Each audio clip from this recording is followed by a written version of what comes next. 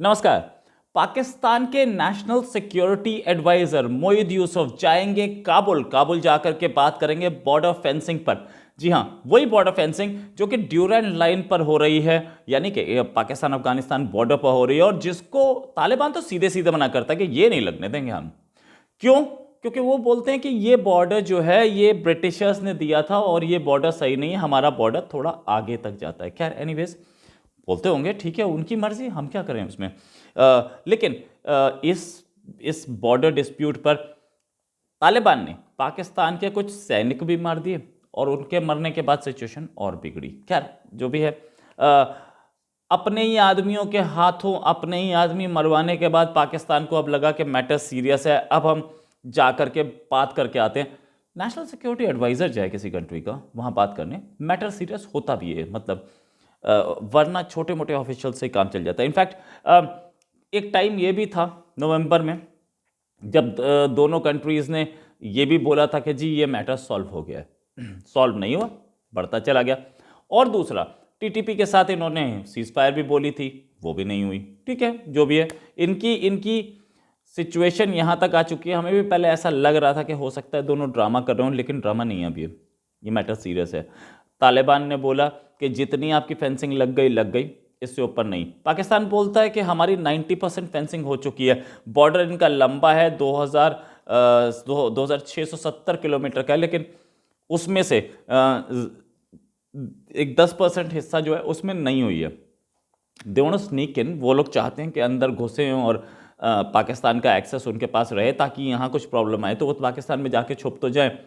पाकिस्तान उसी रास्ते को बंद कर रहा था। लेकिन ये मैटर सीरियस इससे तब हुआ जब सनाउल्लाह संगीन, जो कि तालिबान के एक कमांडर है, उसने ये बोला कि हम पाकिस्तान को लगाने नहीं देंगे फेंसिंग।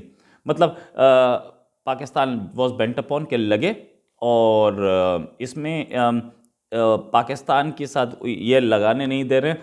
इसमें इसमें दो चीज़ें सामने आती हैं। पहली चीज़ कि फैज़ हामिद अब अफगानिस्तान से डील नहीं कर रहे हैं, वरना फैज़ हामिद को कोर कमांडर पेशावर बनाया गया था। पेशावर के सामने, पेशावर के एरिया में पड़ रही है ये फेंसिंग जो है, या मतलब कोर कमांडर पेशावर होने के बाद वो उसी स्टेट का मामला है, तो वो कोर कमांडर पेशावर सामने आने चाहिए। तो दूसरी चीज़, उनको जब कोर कमांडर पेशावर बनाया गया तो यही बातचीत हुई थी, यही बताया गया था कि कोर कमांडर पेशावर ये अफगानिस्तान से डील करते रहेंगे। पहली चीज़ ये सामने आई कि फैज़ हामिद को बहुत ज़्यादा कट शॉर्ट किया गया पाकिस्तानी आर्मी में और आर्मी के रैंक्स में, मतलब उनका ओहदा छोटा किया गया। शायद वो जो ओहदा लेके घूम रहे थे, या वो अफ़गानिस्तान के मामले पे जो अपनी पोजीशन बना चुके थे, उसको विंग्स क्लिप करना, मतलब पर कतरने वाली कहानी हो रही है। पहली चीज़ तो ये। दूसरी चीज़ ये कि तालिबान नाम का जो नासूर है ये भी प्रॉब्लम कर रहा है। पाकिस्तान को अपना नेशनल सिक्योरिटी एडवाइज़र भेजना पड़ रहा है, और इस नासूर से डील करने के लिए शामुद कुरैशी ने अभी तो कुछ बोला ही कि हम लोग डिप्लोमेटिकली सॉल्व कर लेंगे इसको। डिप्लोमेटिकली सॉल्व मीन्स बातचीत से।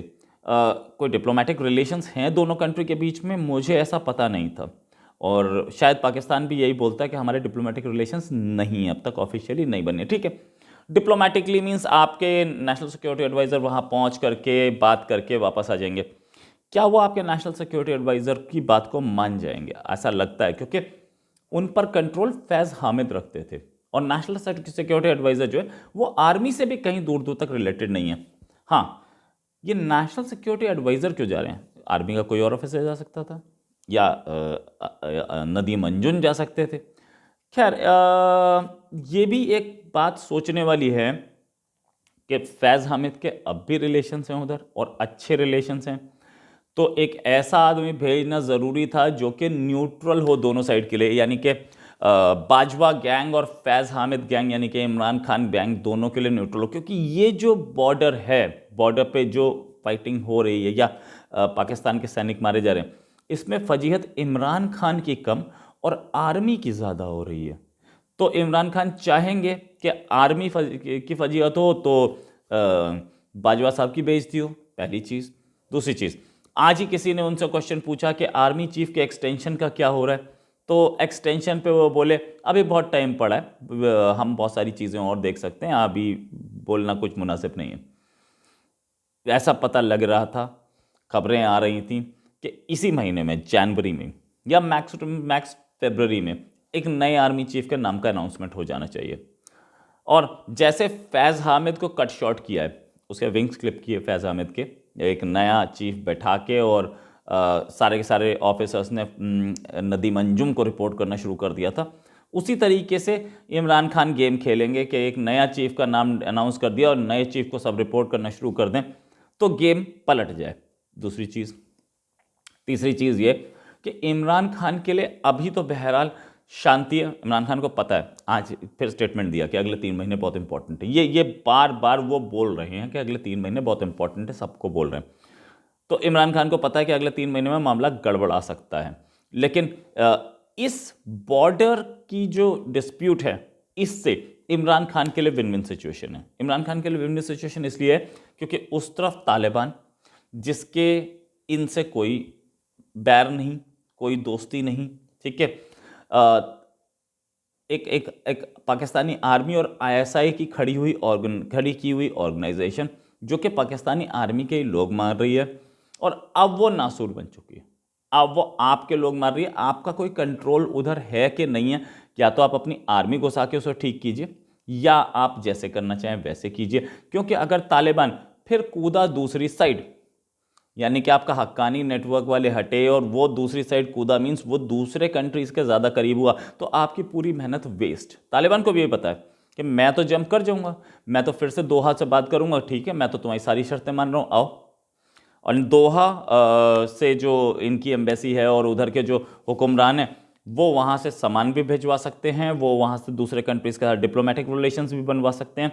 They know it. यानी कि अगर तालिबान अमेरिकन इन्फ्लुएंस में कहीं पड़ता है, या इंडिया से बेटर रिलेशंस बनाने की बात करता है, या पाकिस्तान के स्फीयर से बाहर जाता है, तो ये काबुल के लिए अच्छा है, और अफगानिस्तान में जो उनकी गवर्नमेंट है उसके लिए अच्छा है। और करना क्या है उसमें, 3 लोग घुसाने हैं, 3-4 लोग जो कि जिसे बोलते हैं इंक्लूसिव गवर्नमेंट, और 2-3 जो इंटरनेशनल टेररिस्ट हैं उनको निकालना है। अब वो क्या ये चाहेंगे कि जैसे पिछली बार एक ओसामा की वजह से पूरे तालिबान के पैर उखड़ गए थे, तो वो ये क्या चाहेंगे कि एक मुल्ला उखुंद या एक और आदमी या 3-4 की वजह से पूरे तालिबान और पूरा अफगानिस्तान क्राइसिस में आ जाए?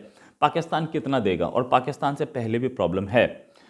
कहीं ऐसा तो नहीं कि वो यही सोच रहे हों, मतलब ऐसा भी बोला जा रहा है कि वो दोहा के थ्रू इंटरनेशनल रिलेशंस बनाने के चक्कर में, और ये हुआ भी था। उनके जो डेप्यूटी फॉरेन मिनिस्टर हैं तनकज़ई, वो जब यहाँ डेप्यूटी फॉरेन मिनिस्टर की उन्होंने आके पोस्ट ली है, उससे पहले वो इंडिया के वहाँ पर जो डिप्लोमेट थे उनसे मिल के आए थे। तो ये लोग इंटरनेशनल रिकॉग्निशन के लिए और इंटरनेशनल रिलेशंस के लिए बहुत दिन से कोशिश कर भी रहे। कब्जे में आ चुका है पूरा अफ़गानिस्तान, तो मुझे लगता नहीं है इतनी प्रॉब्लम होगी, क्योंकि अफ़गानिस्तान पे काबिज़ है, और कुछ लोगों को हटा के या इंक्लूसिव गवर्नमेंट बना के वो बेटर अपनी इकोनॉमी कर सकते हैं। ख़ास तौर से फैज़ हामिद के जो ख़ास लोग हैं जो वहाँ बैठे हैं, वो इनके जो नेशनल सिक्योरिटी एडवाइज़र है मोहित यूसुफ, उनकी बात सुनेंगे, मुझे इस पे भी शक है। इसी के साथ एक और खबर के साथ फिर हाजिर होंगे। नमस्कार, जय हिंद।